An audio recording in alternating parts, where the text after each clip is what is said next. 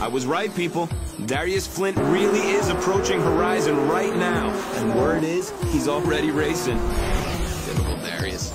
But hey, it doesn't matter who you are or what you're driving, okay? Bring your ride and bring your friends and just get down here now, okay? It's day one of the greatest festival on Earth, and we are gonna have some fun this year, yes! And wait, before more music, we have got a very special guest here with a big announcement. It's CEO of Horizon, Alice Hart. Alice, how you doing? Hey, Scott. How are you? I'm great, I'm great.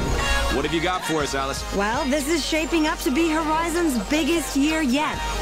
The Horizon Championship starts tomorrow morning, and I have places in the heats up for grabs to the next 10 cars who arrive at the Horizon entrance. Oh, damn, girl, that is too cool. Hey, yo, if anyone out there is still on their way, you have got a chance to make it into the Horizon heats. Come on!